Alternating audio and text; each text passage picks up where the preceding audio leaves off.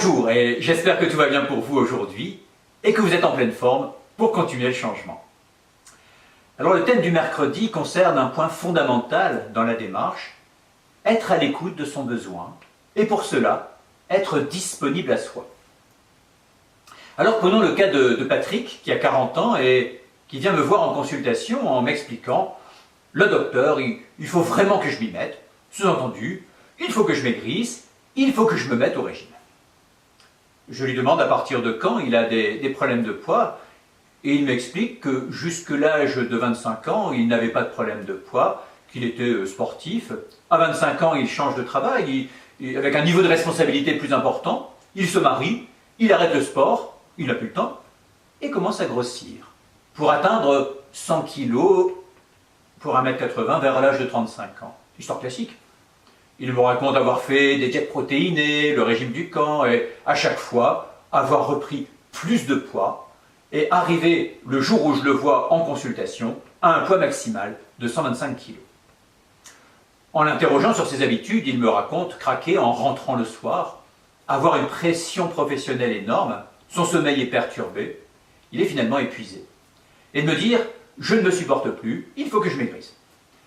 Je lui demande alors « mais pouvez-vous me dire, là, ici, maintenant, de quoi vous avez le plus besoin ?» Il me répond de maigrir. Je lui dis, vous n'allez pas maigrir là, ici, maintenant.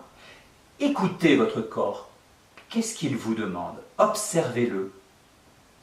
Et là, tout de suite, de quoi avez-vous le plus besoin? Il me répond, de repos. C'est cela être à l'écoute. C'est cela être disponible à soi, à ce que l'on ressent. Pour Patrick, si on reste dans les « il faut que », on n'avancera pas. Car sa vie, ce sont que des il faut que. Et son il faut que je maigrisse va s'ajouter à la longue liste des il faut que. Le modèle que l'on va utiliser est, en fait, de quoi j'ai besoin. Et cela passe par une écoute du corps et de sortir de ce processus de pensée.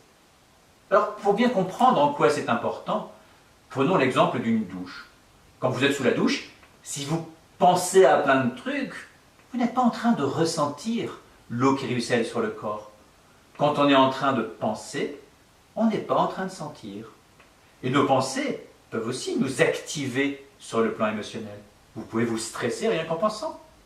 A l'inverse, si l'on se concentre pleinement sur le corps, on arrête de penser à autre chose et ça devient, en l'occurrence pour la douche, un moment agréable. Je redeviens disponible à moi, à mon besoin de l'instant présent. En étant dans cette pleine conscience de l'instant présent, je deviens plus discriminant sur ce que j'ai vraiment besoin. Je ressens de la fatigue, mon corps me demande de me reposer. Je ressens de la faim, mon corps me demande de manger, de prendre de l'énergie. Rendre adapté ce que l'on va faire à ce que l'on ressent. C'est cela l'enjeu de se rendre disponible à soi. Alors la mission que je vous propose est de travailler ce retour à l'instant en faisant régulièrement, au cours de la journée, le tour de tout votre corps. Pour cela, vous pouvez utiliser le compagnon activation de Diète Motive et vous situer sur cette échelle d'activation émotionnelle.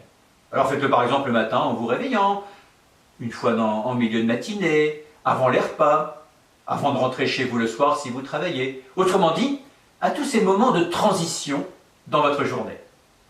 Alors, bonne continuation et moi je vous dis à demain.